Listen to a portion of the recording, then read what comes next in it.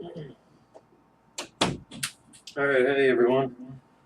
Today we're going to be going over how to create some helper functions so that we don't have to write out all of this syntax every single time that we're trying to access S3 and create our clusters, create our AIM roles, and so on. I've had a few students kind of struggling, thinking that they have to memorize every single bit of this information, when in fact we just need to do it once.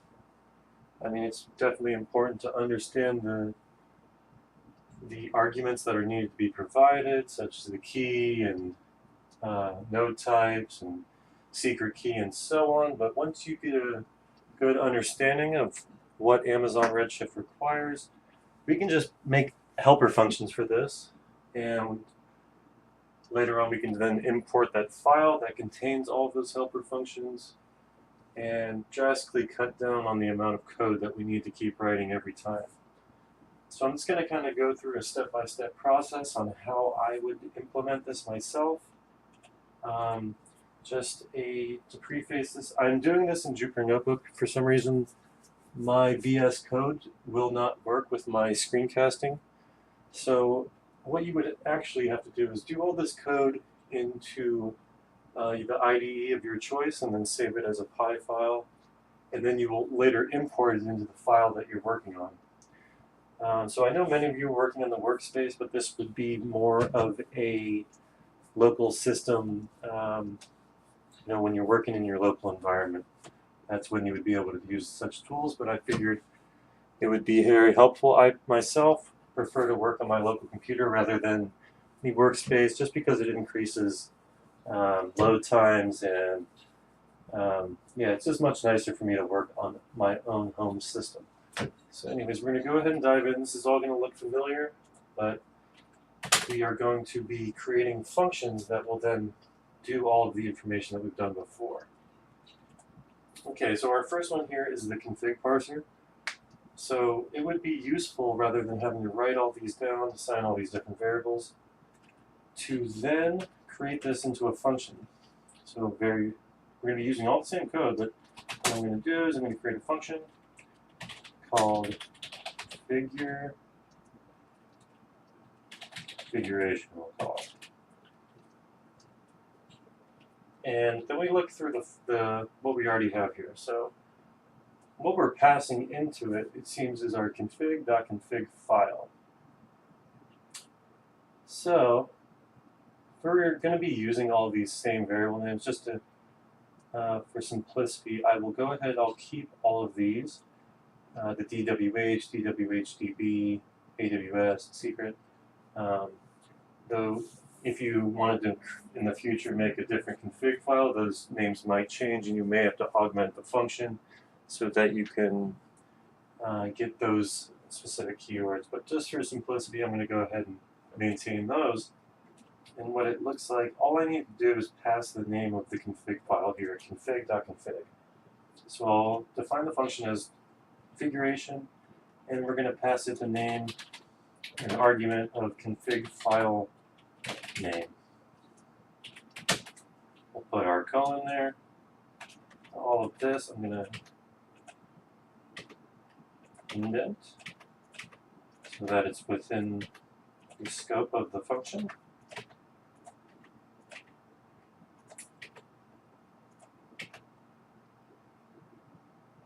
Alright, now that looks good. So, because it's now a function, we actually want to add a return. In our case, we want to return this data frame here, as you can see the printout. So I'll just simply return pd.dataframe. Now let's see how that works. One last thing. So rather than passing in that config file, I'm just going to say config. Oops, I'll actually copy this because that's what I'll be using later. Just put it down here. And so we'll change this to config file name. Because what we're going to be doing is passing the string of the config file name, which will then get passed to our open right here. Okay, so that should work now. So we can say configuration. And all we're doing is passing in the name of the config file. And as you can see, now we get our pandas data frame containing all of the different attributes that we need from our configuration file. So the reason this is helpful is if you're creating many different Redshift clusters and accessing AWS more over and over and over again, you won't want to rewrite all this code. So what you can now do is just save this configuration function in a specific PI file and then load it as necessary. And you will only need to write this one line, configuration, and provide the configuration file. All right, so moving down here. So we have our connections to EC2, S3, our IAM, and Redshift. So we're going to go ahead and we're going to create functions for all of these. So we're going to say define EC2 connect. And in this case, obviously we're going to be connecting to EC2, so we'll just leave that. So we can provide a region name, because that may change in the future. And it looks like we need to provide key and secret. So once again, we just provide a colon at the end. We're going to indent it. And in this case, we don't need anything to be returned from this. We just need to make sure that we are connected. So we're just going to have a blank return here, which will return nothing.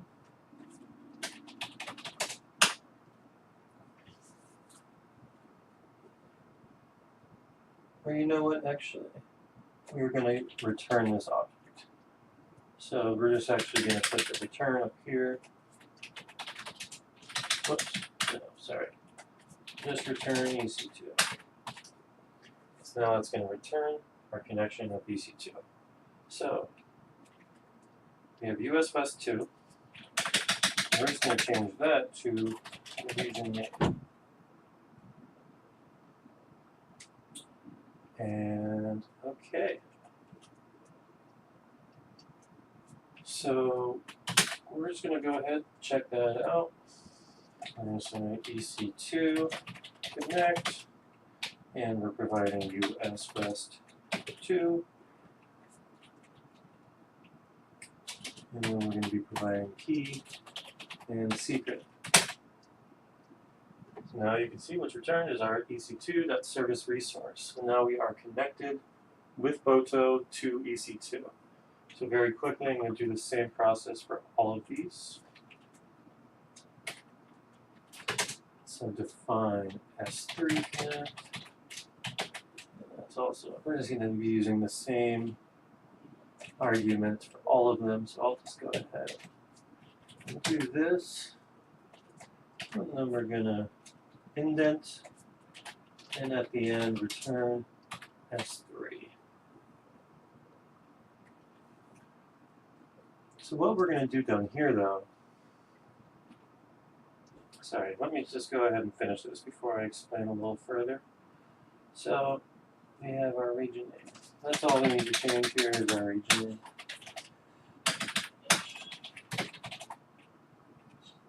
Okay. So here, as we named EC2 equals Boto3.resource, we're going to also have to create a variable. So it's going to be the variable EC2 equals EC2 connect, and then we provide those. Similar, we can do the same thing with S3 equals S3 connect, and we'll just go ahead and copy this.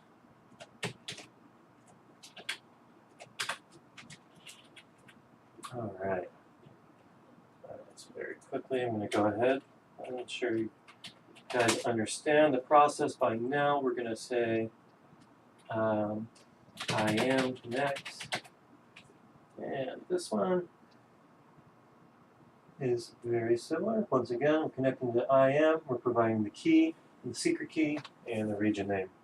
So once again, we're just going to provide region name, key, and secret. Indent that so it's within the scope of function and return IAM. Go ahead and move down here. We're going to say define Redshift connect.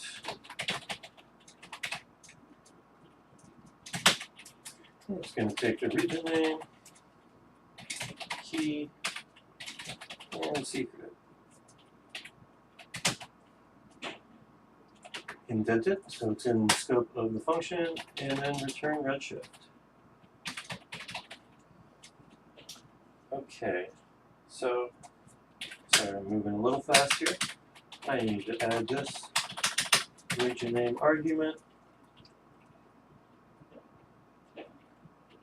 And then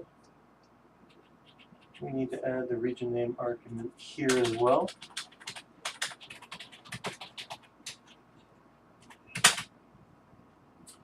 Alright, invalid syntax. I forgot to add a colon right here.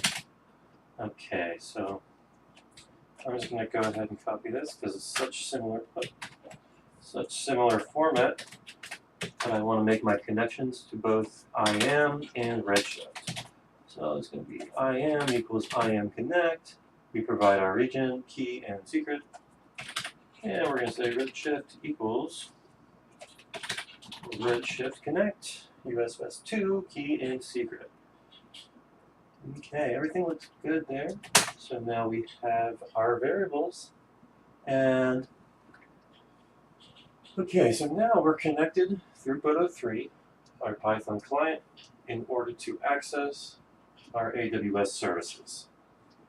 So now here we have this, what it's doing is iterating over our S3 bucket and returning all of the objects based on a certain prefix. So in order to make this a function and make it so that we can use this over and over again in future code, we're going to, once again, drop that down, and we're going to say, let's call it bucket list. Bucket items, how about that?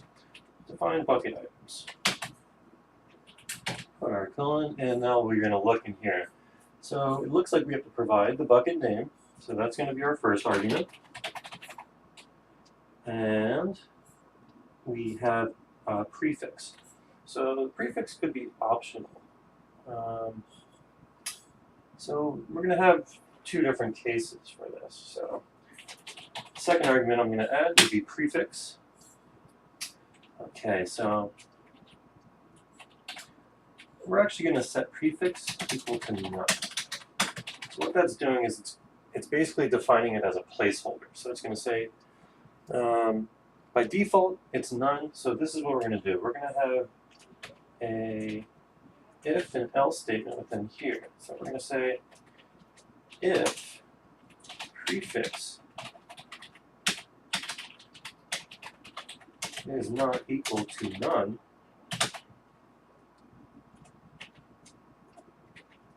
then we want to run this code here because we are providing a prefix. So in our case, I'm just going to quickly just copy this information so I don't lose it. So we have our prefix, and then we have our bucket name. And okay, so now we're going to say else. So this is the case that it handles when we do add a prefix. Now we're going to create another condition if we do not add a prefix. So that would be very similar to this, except we're not going to have that objects.filter. We're just going to say get rid of this part right here, and we're just going to return the objects. So that would be the case where we just want to return everything. We don't care about what the prefix is. We're going to return everything in that simple DB bucket. Okay, so now we just need to change this code. We're going to say prefix is equal to prefix. And then here we're going to change this to bucket name. So the bucket name is a string, so it's very similar to how we added AWS sample bus west 2 in the original call. That will replace bucket name. So we're going to say bucket items. We're going to provide the bucket name, which was AWS sample bus west 2, and then we're going to provide the prefix equals SSBGZ. And what that does then is when we're going through our function here, we're going to first check if the prefix is not equal to none. In our case, it won't be. We say sample db bucket equals s3.bucket. It's going to call this variable name. Well, what's this variable name? It goes up here and it checks the arguments and says, okay, here's the bucket name, AWS sample bus west 2. Then we move on and we say for object in sample db bucket dot objects dot filter prefix is equal to prefix. Well, what's our prefix? We jump up here and we say prefix is equal to SSBGZ. All right, and because we already had the condition that a prefix is not equal to none, we do not run this else statement here. So rather than print,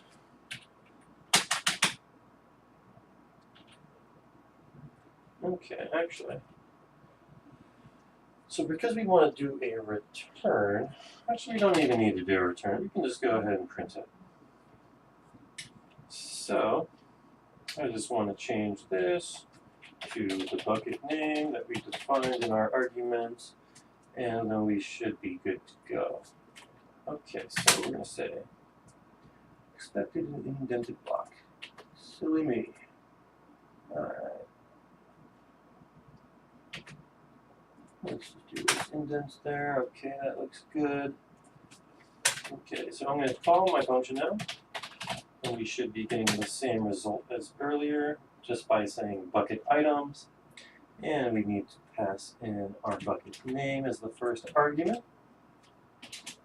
And then we need to provide our prefix, which is this. And I can go ahead and delete that now. And let's see how this function works. As you can see, now we have all of the bucket items that contain the prefix SSBGZ, and all we had to do was write bucket items, which is the name of our function, and provide the arguments which we defined. So I hope that you guys are starting to see how useful this is, how much time it will save you, rather than having to write all of this stuff out over and over and over again. You now have these helper functions that will greatly speed up your process. Alright, so we're going to go down here. We're going to get into creating IAM roles.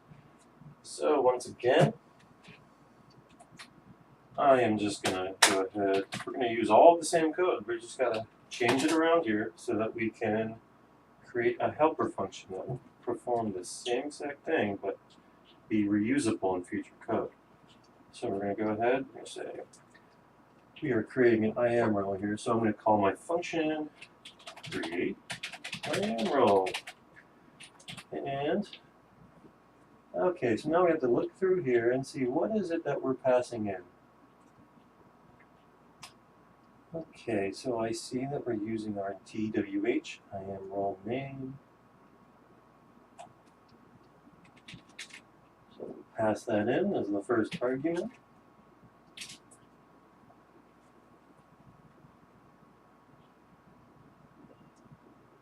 Okay. So that looks like the only thing that we need to provide there is our TWH IAM role name. And so we have our policy arm here. Actually, we want to pass a description as well. So we're going to say description.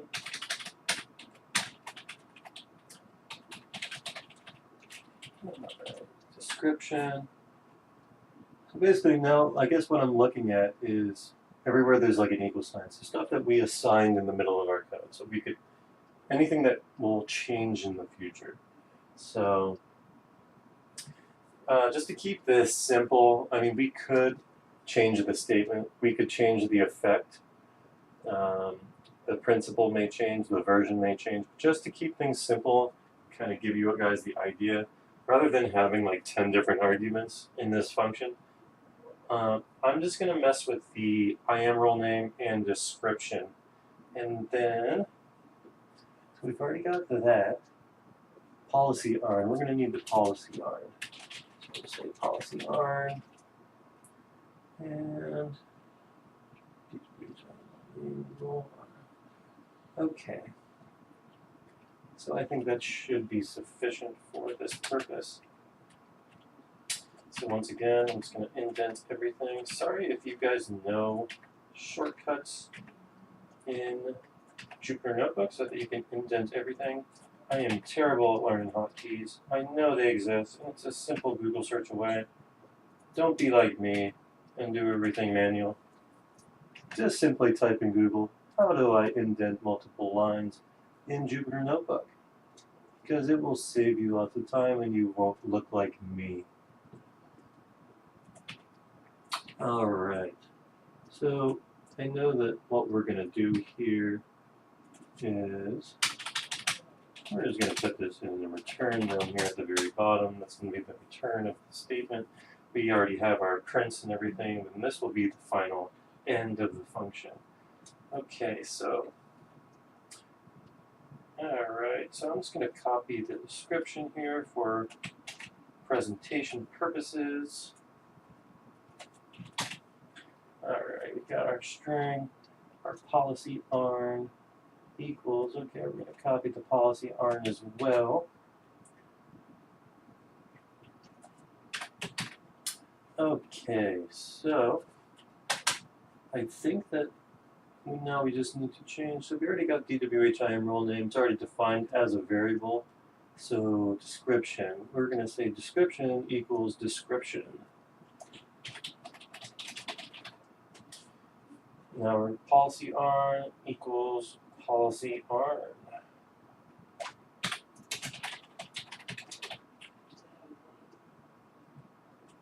Okay, so we have our DWHIM role name.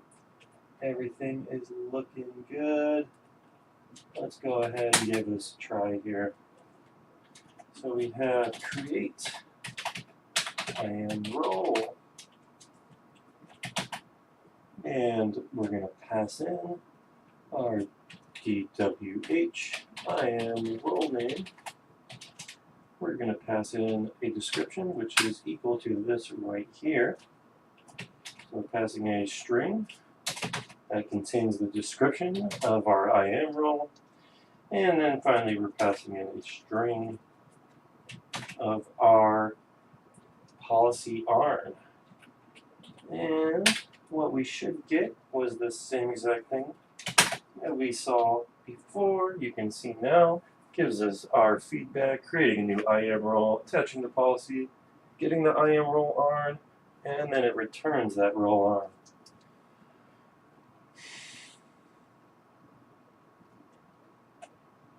Okay. So here we're getting a response equals Redshift upload server. So this is creating a cluster. Alright, so we're going to now, similar process, I'm going to go ahead and add in define create cluster. Put our colon, now let's look in here. We're going to be adding a DWH cluster type as the first argument. We're going to be adding in our node type, our number of nodes.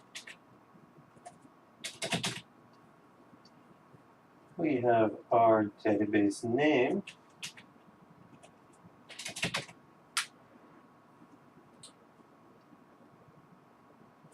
Sorry. All of those were pretty descriptive except for that. So we're going to say our DB name. And we now have a cluster identifier.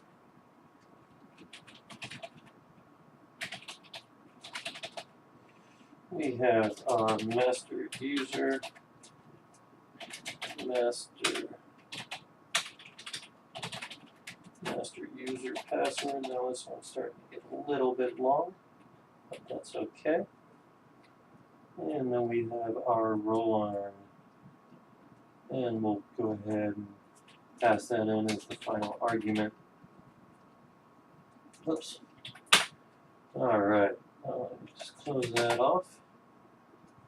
Okay, so once again, I'm just going to copy these for simplicity. We have the cluster type. We have our node type. We have our number of nodes. We have our DWHDB, which is our database name.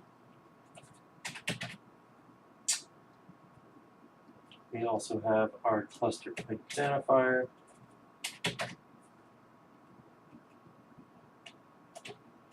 Our username, our user password, and then we have our roll arm. So, okay.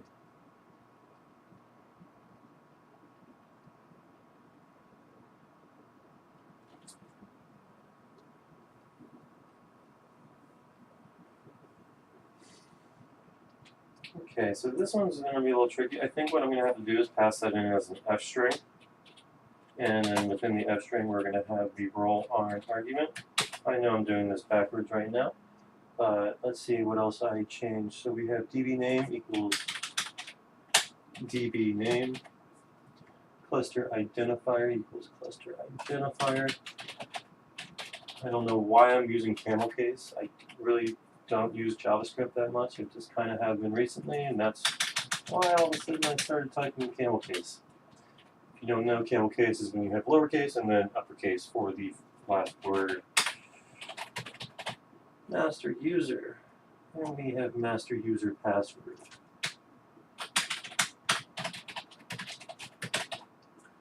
Okay, so we are passing in our roll arm. I did not use camel case there. I'll just change it for. Everything's kind of uniform. Okay, so we have all of that. DWH cluster type, DWH node type, DWH nodes. Alright, and now we just need to indent these so they're within our function.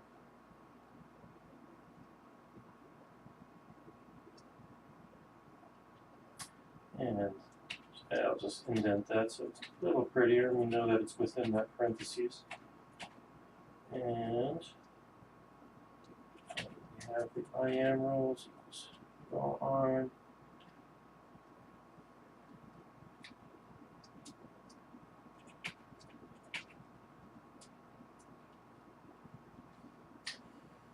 Okay.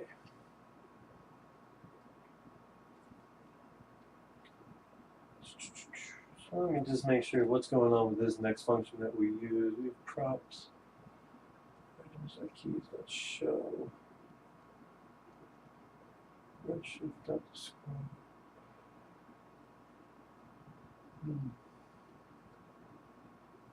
Okay, we're just passing the cluster identifier. That's all right. Sorry, I'm just looking a couple steps ahead here, making sure everything's going to work for my next example. So down here, I'm just going to say create cluster. And we have all of these different arguments to provide it. So first argument, DWH cluster type. Second argument is our node type. And our third argument is our number of nodes.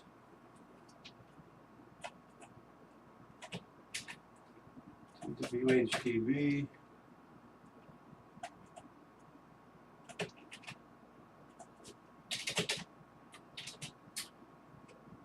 Our identifier, our username,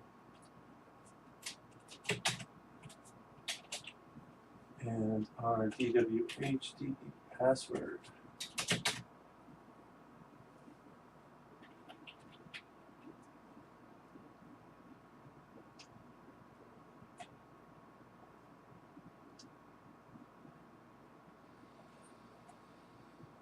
Okay, so the last thing we needed to provide here was the roll arm, which I'm just going to copy from up there. One thing I should note is that if you guys do make these helper functions for yourself, it would be wise to, up here in the top of the function, to create some notes for yourself. So, such as, roll arm equals string containing the roll arm information. So that what you can do then later is, I think this should work, could be wrong. Create, let's see, create cluster. Okay, so when you say create cluster, question mark, you're like, I forget exactly how I define this function. What that does, when we provide the 3 quotes, it's creating a doc string within it. So we can say, I forgot exactly what roll arm expects, for example. And then, boom, we have our doc string here.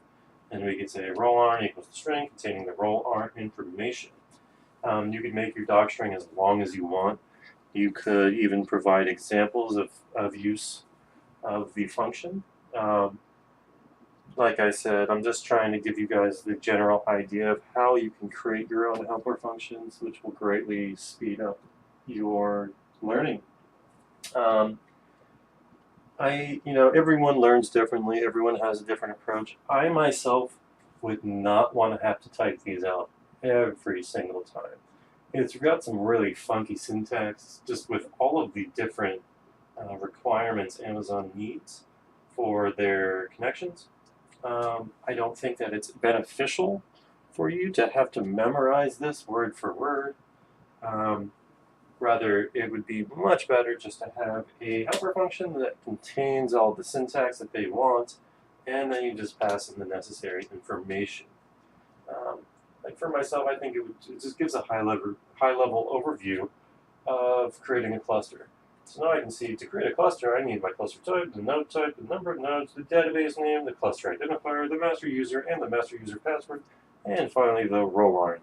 And it's much easier to memorize those, like 8 different things, rather than, 19 lines of code in the other, without having it saved within a function.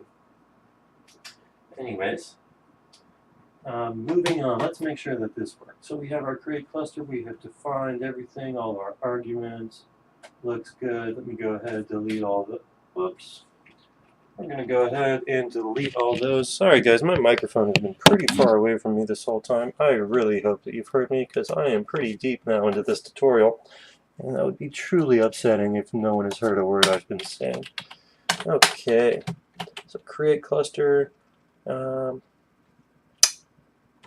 Okay, now before I hit enter there and make sure that this runs, yeah, that's fine. Let's gonna go ahead and describe clusters. That's fine, yeah. Cluster identifier, we've already got that. Okay, great, yeah. Alright, so now we should be creating our cluster. In order to check, first I'm just gonna run this. We see now, as you can see here, in our cluster status, it is now creating. Okay, I'll be honest now, I'm worried that this hasn't been streaming. And we are good. I do see the green bar. We are getting some audio. Great. Okay,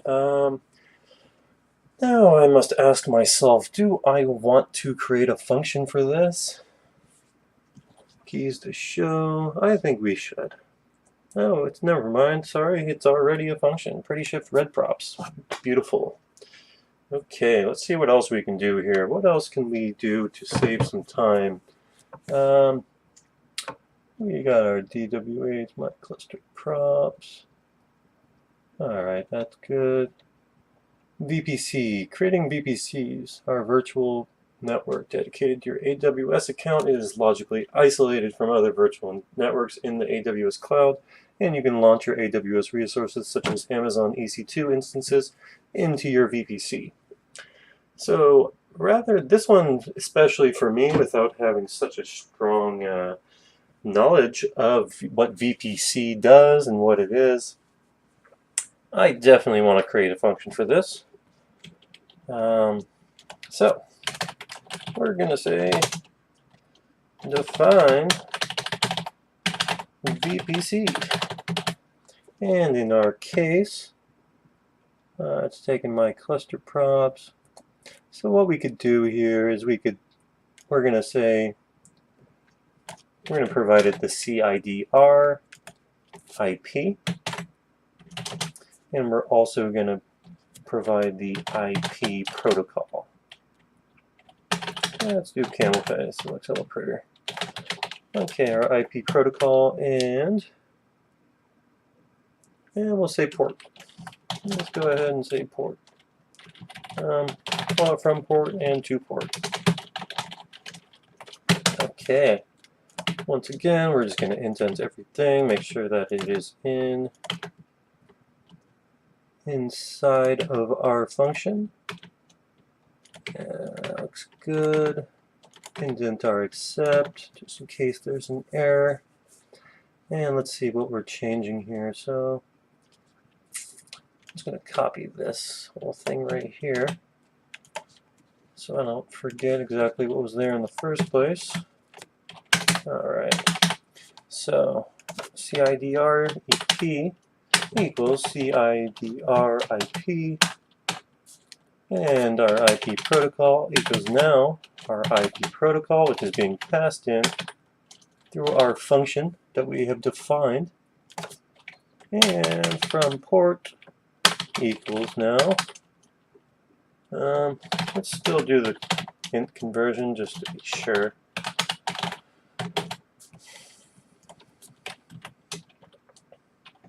So int from port and int to port.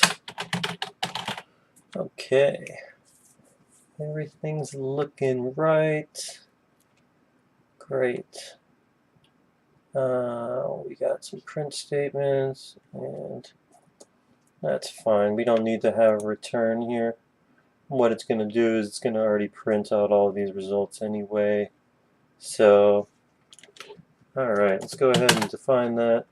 Now down here we can just simply say define VPC, and we're going to pass in all this stuff. All that stuff right there. We don't need to have that strict int conversion there. It's being handled within the function. We can go ahead and get rid of that. We'll get everything on the right line. Now we have our TCP up. Okay, there we go. We're providing our port, we're providing our IP protocol, and then the port that we're coming from to the port that we are going to. And when we run that, let's go ahead and just delete this.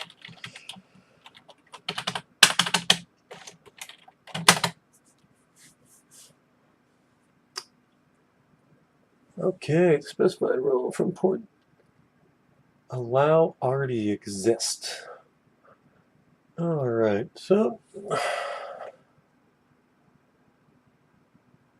I guess we already have this defined, so that's fine though. We already took care of that before, but now you see how we could possibly define this later if we wanted to change up to different ports or change the IP protocol and so on. Okay. Alright guys, I think I've pretty much demonstrated pretty well how we can create these helper functions that will definitely speed up our process of signing into Redshift, creating IAM roles, creating new clusters, and so on. One very useful one, I guess, would be to always make sure you run these commands. I would highly recommend just having a helper function throughout the course that you could call, detach role, and then you provide the DWH IAM role name, the policy ARN, and then it would very quickly detach the IAM role as well as one for the delete cluster. I mean, this is just one line, but you could even make it shorter. And that is the beauty of functional programming. All right. Another thing to keep in mind, which I kind of already demonstrated if you had watched the very first video of the course, where I had created helper functions to, implement different SQL commands. You could definitely augment some, and for specifically for Redshift, such as utilizing the copy commands and so on. So you would just, vary the same exact process as I did with all those previous functions. We would then create helper functions for, creating tables. You'd provide the data type as an argument, blah, blah, blah. And yeah, so I hope that everyone has, learned a little something from this lesson. And I hope that you guys use it in your projects going forward.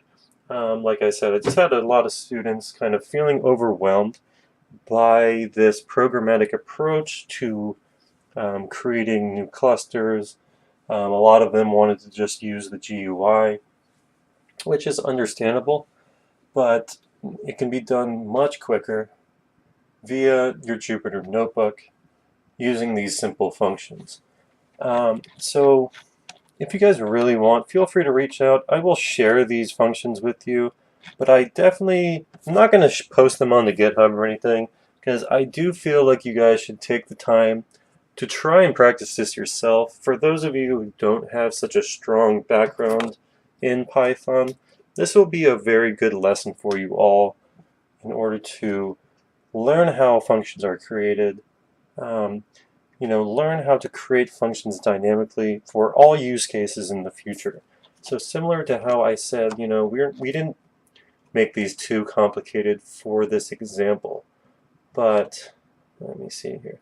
So like this one, in our create IAM role, I could have provided variables for every single one of these. So our statement is equal to this list. So that would have been this list right here could have contained more arguments that we defined up here. Like I said, if we wanted to create this function for every single possible future use case, we would have to provide more arguments, which would then be,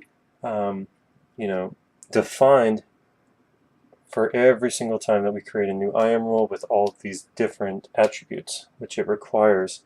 I just did a general use case for pretty much, I think that all of these would probably work great for the work that we have been doing in the course, but it's good to start thinking, how can I create a function that will work in my, going forward for every single possible use case that I may throw at it.